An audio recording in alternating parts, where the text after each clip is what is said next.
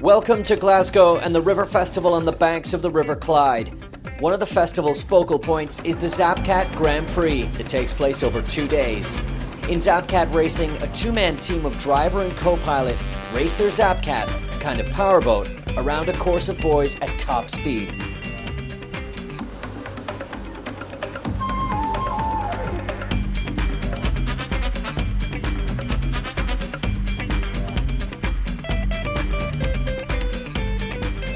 Zapcat sales director Tony Jones explains more. Well, Zapcat racing is actually the world's largest powerboat championship, and what's taking place in Glasgow this weekend at the River Festival is a Zapcat Grand Prix. So what that means is it's 2 days of racing, and there's 2 divisions. It's actually the only Grand Prix we have on a river. The River Clyde does offer us something special. 2 concrete walls either side certainly spring to mind, and they do offer a danger. They also offer a challenge to our races as well, albeit the water may appear reasonably flat, but it's not out there. Not once all the races start going and it really chops up. It is a very challenging environment, and especially with the course that we lay up here as well, and the extended pit lap that runs under Bell's Bridge, it is tricky to say the least. Stood on the shore, and for all the spectators and everyone else watching at home, yeah, they're fantastic to watch. To be on the boats though, it's real hard work. You actually generate just under 3G in a corner. Boats achieve speeds of just under 50 miles an hour. We've got husband and wife teams, we've got brother and sister teams, father and daughter, father and son, best mate teams, a real mix. And yeah, teamwork is the biggest challenge that faces everyone. Mick Pritchard, driver for Team Pegasus, talks us through getting started in Zapcat racing. There's a lot to learn. Yeah, it looks very easy. When you watch them going around, it looks like it's quite technical. The Zapcat team run a lot of safety courses and a lot of training courses. There's a lot of boats out there, they're very close. It is dangerous. You don't jump into the deep end. Level 2 powerboat before you even start. You can't even buy the boat without it, which is great. So it's very well policed, and yeah, you have to learn your skills. Nobody jumps in at the deep end and just, I'm the best. It doesn't happen. Team Daddy's Girl are racing on the Clyde for the first time. We're the only father-daughter team, which is quite exciting. She's only 16, so she's also the youngest. But I think I'm going to have to take a little bit more care today with my daughter on board. Please. So yeah, those walls look hard. But yeah, it looks it's certainly different than racing in the sea. Team Fluid Edge are also new to the Zapcat racing scene. Well, Ben went out on a Zapcat a few years ago and then basically got really interested in it and then got hold of a boat a few months ago and then took me out on it, and then that was it really. I'm quite active, aren't I? Yeah. I'm not lazy. Yeah, you do have to jump around a lot, and I guess with this one, co-pilots don't have to do a lot, aren't they? Because you're so light, you've got to really distribute your weight really quickly as well, because it makes a lot of difference on the boat handling if you're in the wrong place. So Angela's going to have to work quite hard today because there's so many turns and twists. We haven't even practiced the right-handers. No. So See what happens.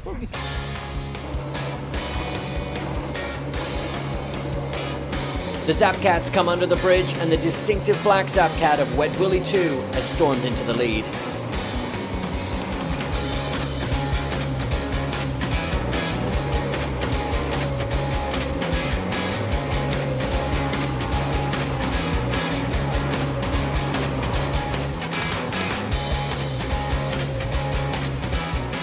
All the boats behind are jostling for position, with number 6 Strong Language in second.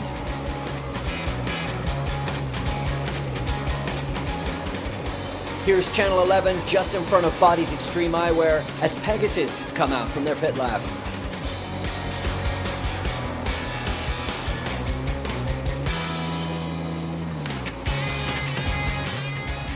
Into the chicane with Wet Willie 2, who don't look like they'll be conceding their lead anytime soon. Body's Extreme Eyewear is still chasing Channel 11.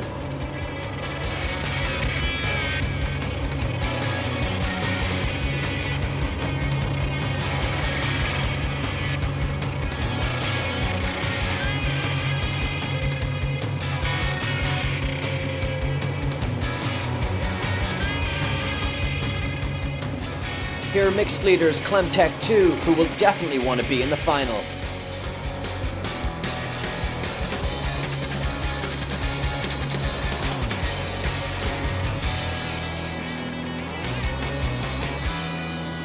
And now Wet Willie 2 are coming into the chicane for the final time and seem certain of victory.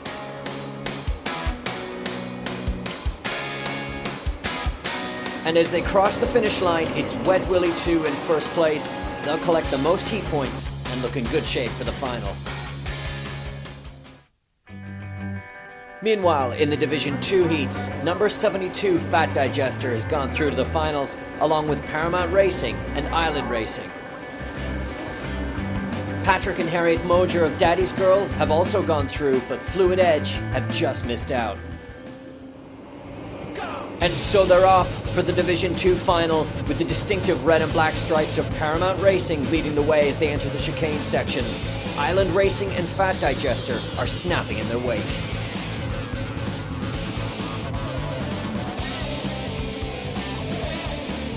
But Fat Digester is now challenging Island Racing for second, just managing to edge them out on the corner.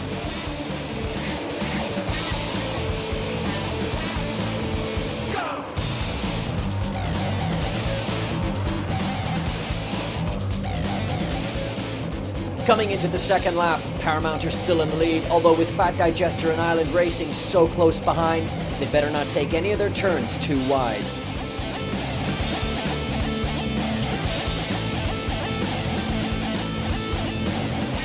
You can really see how close all the boats are.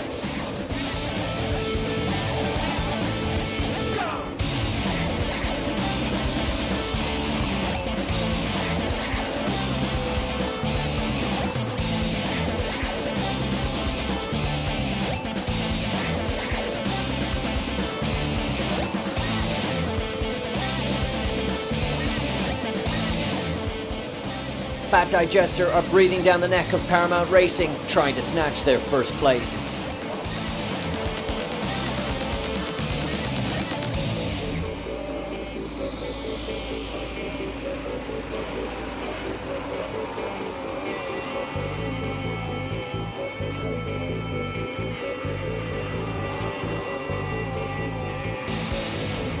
Coming into the chicane on the final lap, Paramount Racing are looking unbeatable.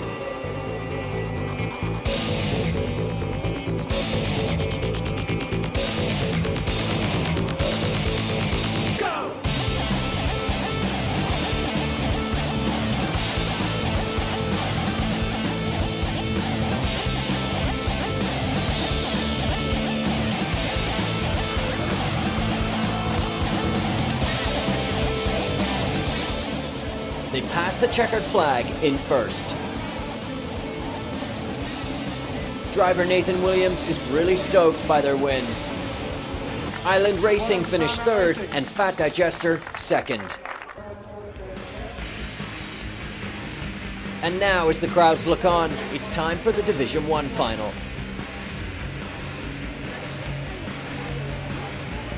The Zapcats come under the bridge, and the distinctive black Zapcat of Wet Willie 2 has stormed into the lead.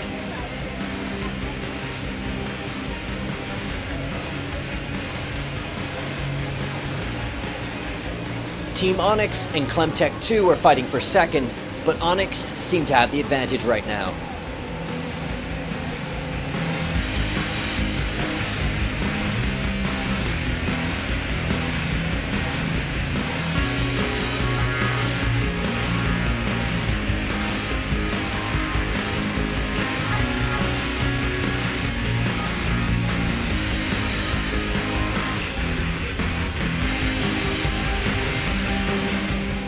Meanwhile, in fourth, Body's Extreme Eyewear are putting pressure on Clemtech 2 in third.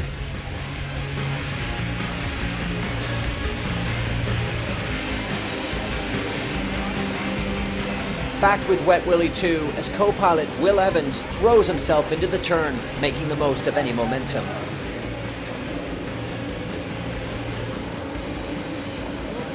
Coming into the next straight, you can see Team Onyx trying to put the pressure on Wet Willie 2.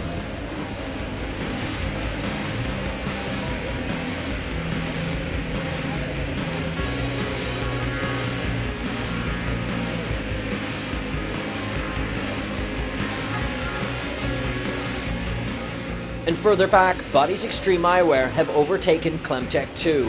But with the choppy, unpredictable water of the Clyde, anything can happen.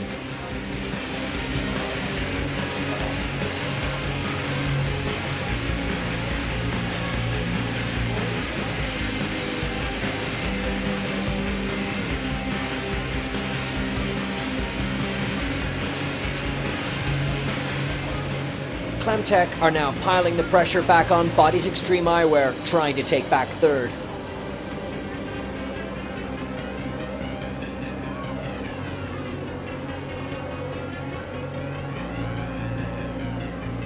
Meanwhile, Wet Willie 2, pilot Martin Wilcox and co-pilot Will Evans cross the line, and they know they've done it, taking their first win at Glasgow in the special Glasgow Zapcat with a lap of honour. Team Onyx, Clyde Julius and Ben Toogood finished second, and Neil Maddock and Chrissy Winchcombe of Clemtech 2 are third.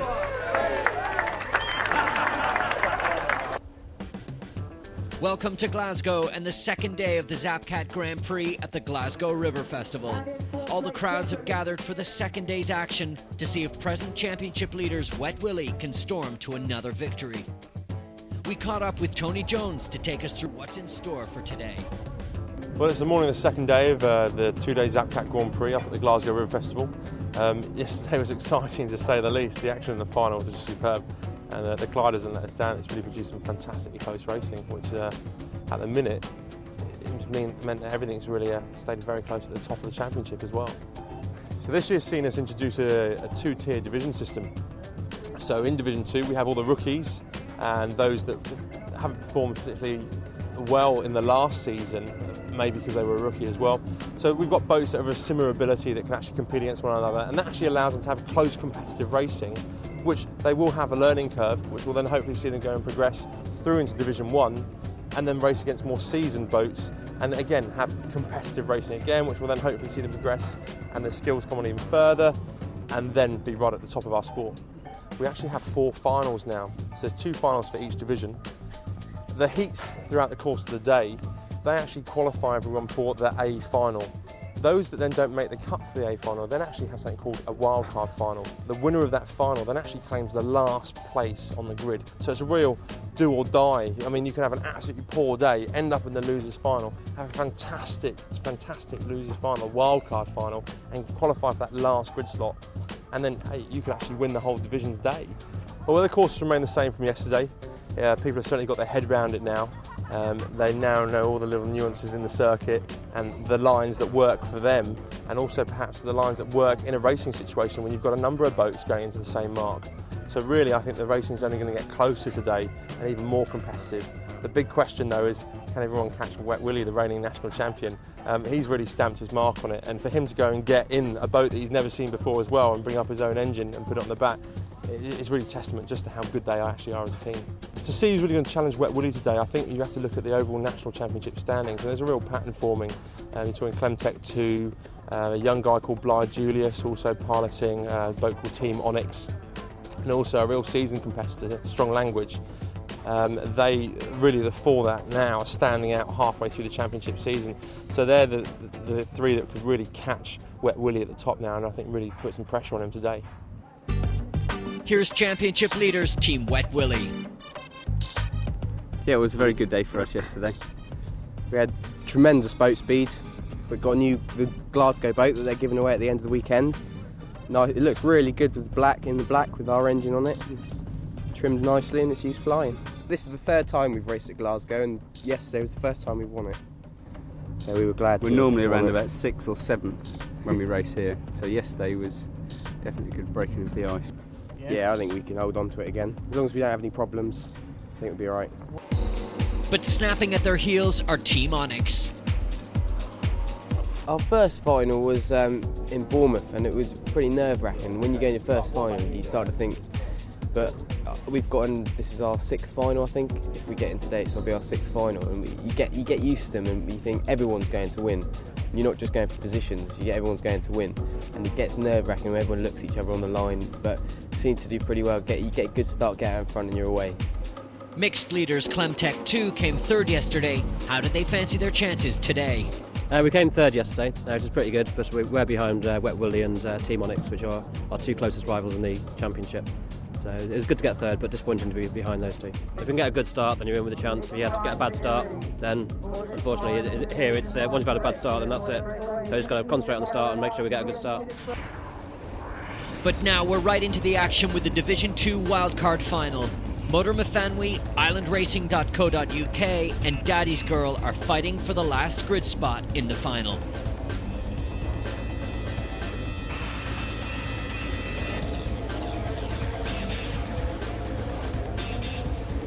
And coming into the first corner, Island Racing are in the lead with Daddy's Girl, then Motor Mafanwi. Harriet Mosier, the co-pilot of Daddy's Girl, is just 16 and the youngest participant in the Zapcat Championships. And Daddy's Girl look to be gaining on Island Racing, who made the Division 2 podium yesterday in third.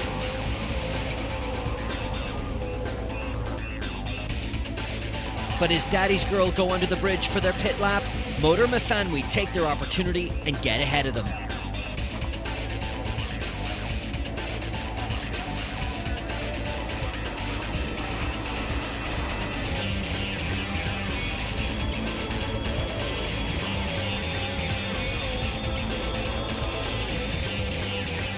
So while Motor Mafanwi and Daddy's Girl are fighting it out for second, Island Racing are right out in the lead.